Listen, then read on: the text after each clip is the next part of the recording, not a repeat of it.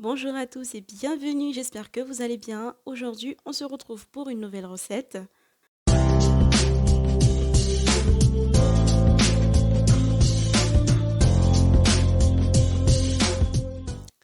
Une recette de cake salé. Voici les ingrédients. Donc je vais avoir besoin du jambon, d'un poivron, du thon. Donc là, je vais utiliser une boîte de thon, du lait, de la farine, du persil, des œufs,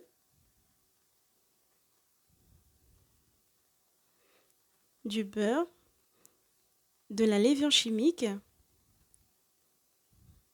Comme épices, je vais utiliser du poivre et du paprika, du sel et enfin du fromage. Je vais passer à la préparation. Je démarre la préparation, donc je viens mélanger les ingrédients.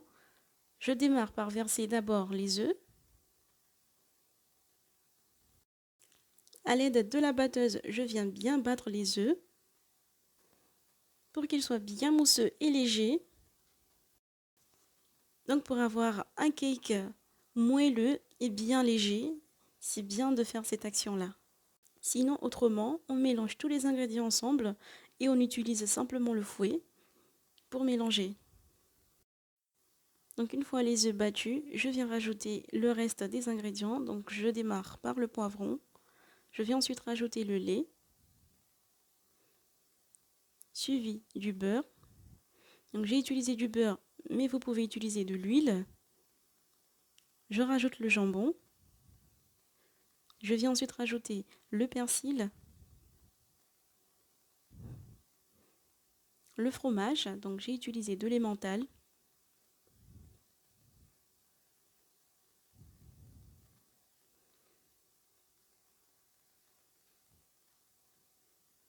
Je viens rajouter le thon. Donc là j'ai utilisé du thon en boîte au naturel, mais on peut aussi utiliser du thon en boîte à l'huile.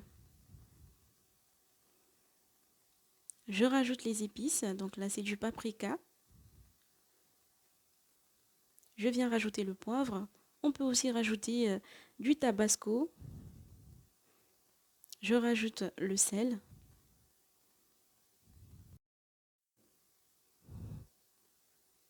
Je viens ensuite rajouter la farine petit à petit.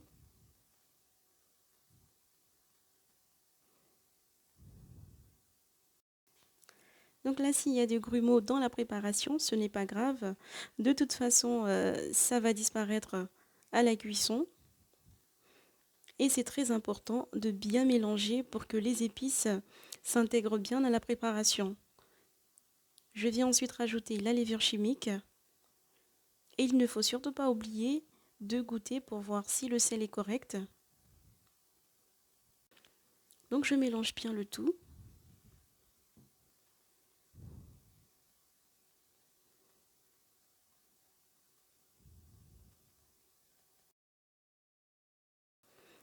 Donc une fois la préparation prête, je viens la verser dans le moule. Si on n'a pas un moule de cette forme-là, sachez qu'on peut tout à fait utiliser un moule à muffins. En plus, quand c'est petit, c'est mignon.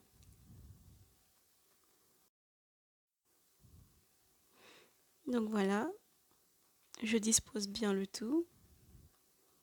J'essaye de bien aligner.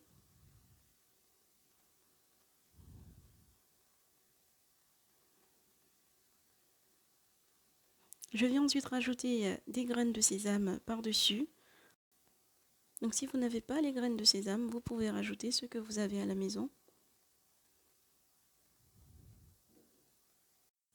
Et ensuite, je vais enfourner le tout à 180 degrés pendant environ 40 minutes, bien sûr tout en surveillant.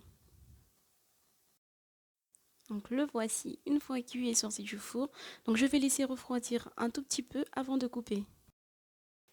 Le voici une fois coupé. Franchement, je suis tombée sous le charme de ces couleurs. C'est vraiment très beau à voir et c'est très bon aussi. Là, je peux vous dire qu'ils sont vraiment très bons et il est vraiment bien léger et bien moelleux. Donc, je vais couper pour vous montrer ce que ça donne. C'est comme du pain.